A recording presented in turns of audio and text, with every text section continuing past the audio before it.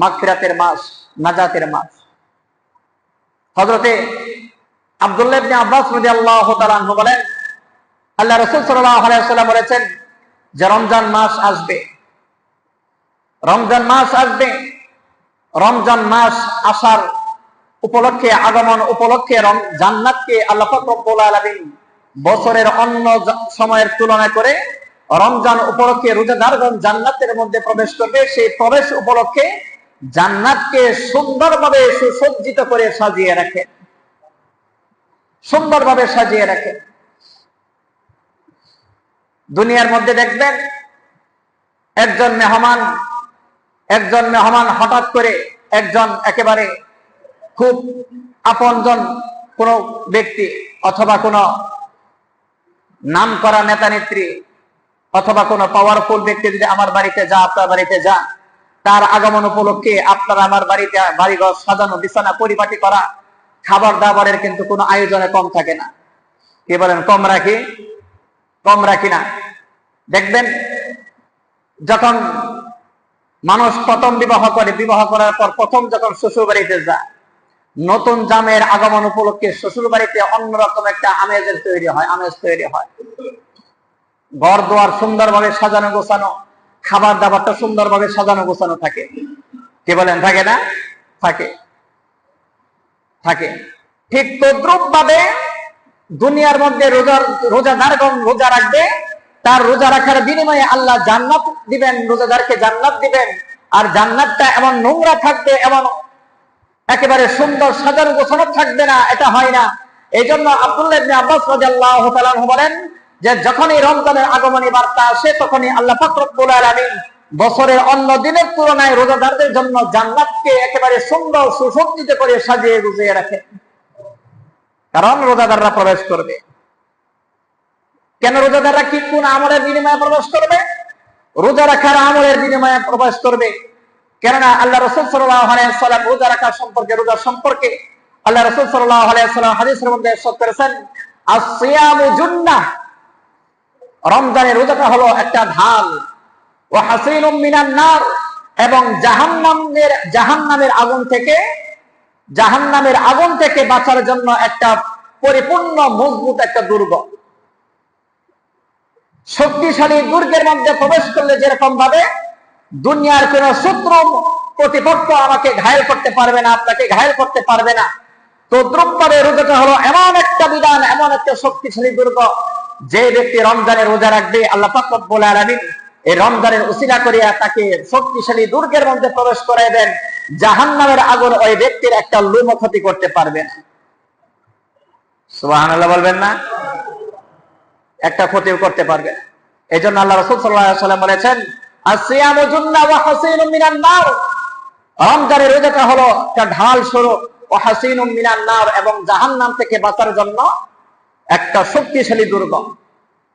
আরেক হাদিসের মধ্যে বলছেন, সুমু, রমজানের রোজা রেখো, তাসিহু, সুস্থ থাকবে।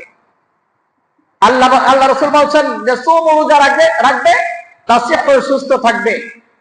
এই হাদিসের উপরে কোনো আমল না করে, বিশ্বাস না করে রমজানের যখন রোজা আসে তখন যত অসুস্থতা আসে, সমস্ত অসুস্থতার ভূত আপনার আমার গালের উপরে চড়ে বসে। পরিপূর্ণ সুস্থ, একেবারে অসুস্থতার কোনো নাম গন্ধ নাই। বিভিন্ন অজুহাত দেখে রোজা রাখে না। অথচ আল্লাহ রাসূল সাল্লাল্লাহু আলাইহি ওয়াসাল্লাম বলছেন যে সুমু, রোজা রাখো, তাসিহু, এই রোজার উসিলা করে আল্লাহ পাক রব্বুল আলামিন তোমাকে সুস্থতা দান করবে। এই সমস্ত নেক আমল করার কারণে আল্লাহ রাসূল সাল্লাল্লাহু আলাইহি ওয়াসাল্লাম বলেছেন যে বান্দারা জান্নাতে যাবে, আর সারাদিন কষ্ট ক্লেশ করে পরিশ্রম করে রোজা রাখলো আর জান্নাতে যাবে। অন্য সমস্ত জান্নাতীদের জন্য রোজাদারদের জান্নাতটা এমন থাকার প্রয়োজন না।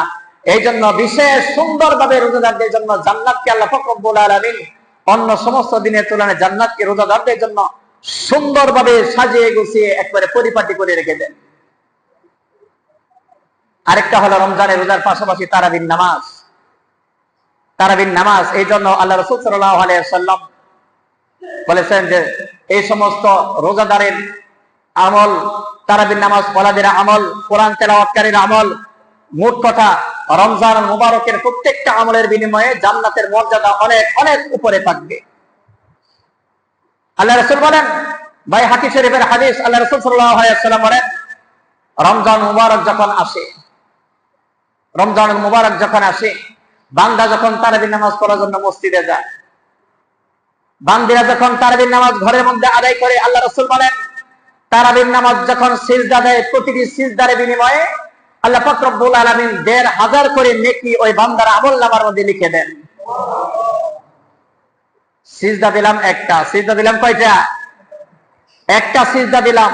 একটা সিজদার মধ্যে সুবহানা রাব্বিয়াল আ'লা ৩ বার বললাম, অথবা ৫ বার বললাম, অথবা ৭ বার বললাম, কিন্তু একটা সিজদার বিনিময়ে আল্লাহ আপনাকে আমাকে নেকি দিল কয়টা? ১৫০০ নেকি, ১৫০০ নেকি দিল। তাহলে ২০ রাকাত নামাজের মধ্যে সিজদা কয়টা থাকে? ২০ রাকাত নামাজের মধ্যে সিজদা কয়টা থাকে? ৪০টা সিজদা। কয়টা সিজদা? ৪০টা সিজদা। এই ৪০টা সিজদার মধ্যে যদি আল্লাহ পাক রব্বুল আলামিন প্রতি সিজদার বিনিময়ে যদি ১৫০০ করে নেকি দেন, তাহলে ৪০টা সিজদার মধ্যে নেকি কি পরিমাণ হবে? ৬০,০০০। কয় হাজার? ৬০,০০০। আমি রুকুর কথা বলি নাই, রুকুর তাসবির কথা বলি নাই। দাঁড়িয়ে আপনি ইমাম সাহেবের কেরাত শুনলেন, মনোযোগ সহকারে নামাজ পড়লেন, ওটার সব বলি নাই, ওটার সব তো আছেই, ওটার সব তো আছেই।